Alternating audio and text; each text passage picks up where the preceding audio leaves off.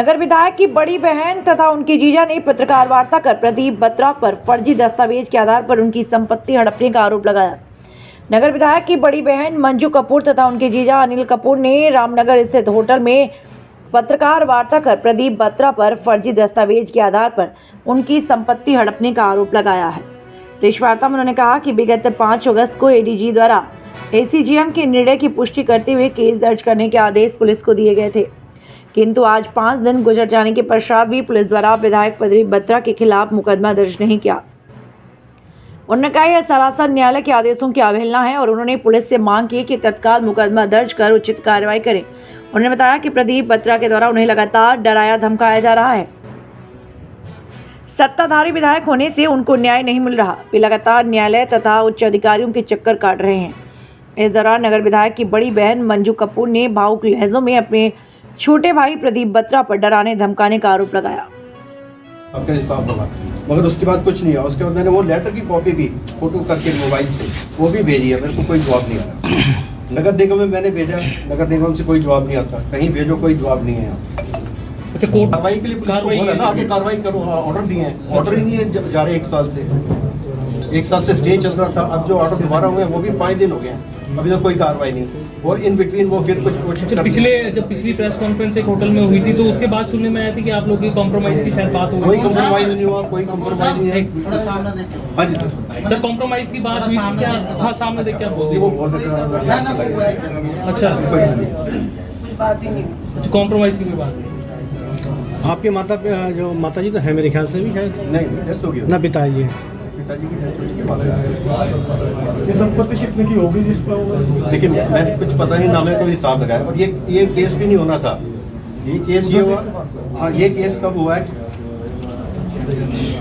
इनकी छोटी बहन के यहाँ जाने के बाद हमें पता लगा कि नगर निगम से लेटर आ रहे हैं इस बारे में, प्रॉपर्टी प्रदीप अपने नाम करवा रहा है, उसने बताया। और उसके बाद हमने इससे बात की तो ये कह रहा है चले जाओ, जो करना। सीधा बहन को, बड़ी बहन को डांट दिया, जो करना कर लो, सब मेरे बच्चों का है, तुम्हारा कुछ नहीं है, जो मैं कर रहा हूँ ठीक कर रहा हूँ। और कह रहा है जीजाजी को फोन दो, मेरे को फोन दिया और मेरे को कहता जा कोर्ट में चला जा, जो करना है कर ले, सब मेरा, पुलिस भी मेरे अधीन है, यहाँ सब मेरे अधीन है, प्रशासन मेरे, तू जो करना है कर ले। सिर्फ इस धमकी की वजह से ये केस हुआ, ये तो ये भी नहीं हुआ। उसे कम्प्रोमाइज माफी मांगने की बजाय सीधा धमका दिया। उसकी इतनी हिम्मत कि बड़ी बहन जो उससे है और कपड़ा जीजा, उनको धमका दे। इतना मिसबिहेव करने वाला आदमी है ये। पता नहीं ये कैसे आप लोग इस को झेल रहे हो, लड़की कैसा झेल रहा है इतने गंदे आदमी को।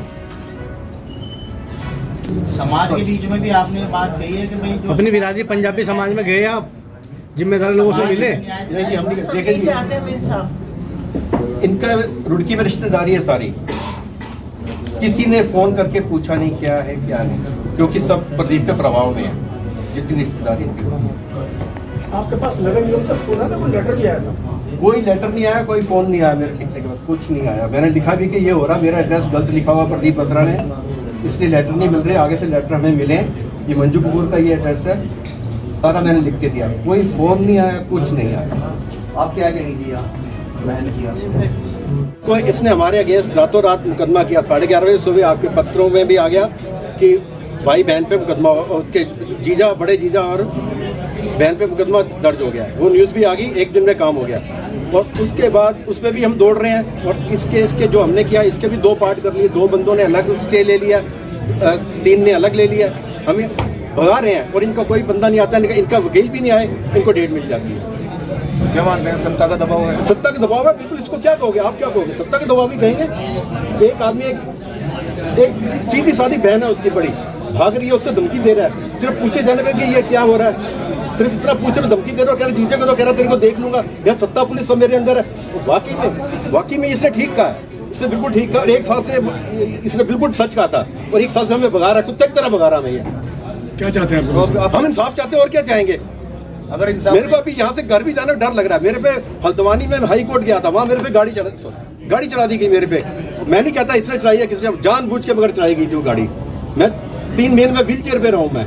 अगर आपको इंसाफ नहीं मिला तो फिर क्या आगे का क्या कदम होगा आपका? आगे इंसाफ नहीं मिला, आगे जो कोर्ट है वहाँ जाऊँगा। मैं तो शरीफ आदमी हूँ, शराफत से चलूंगा मैं तो। आज कोर्ट से क्या आदेश आपको मिला है? कोर्ट से आदेश यही मिला, 5 तारीख को मिला है, 5 अगस्त को मिला है कि जो ऑर्डर हुए थे 11 महीने पहले, पूरे 11 महीने पहले 5 अगस्त को उनको बरकरार किया जाए, वो लागू होगा ऑर्डर। इसके अगेंस्ट केस बनेगा। पुलिस को ऑर्डर दिया गया FIR दर्ज करो, और 5 दिन हो गया, 10 तारीख, अभी तक कहाँ से ही कार्रवाई क्यों नहीं हो रही? उसकी कार्रवाई रात में हो जाती, हमारी कार्रवाई क्यों नहीं हो रही 1 साल से?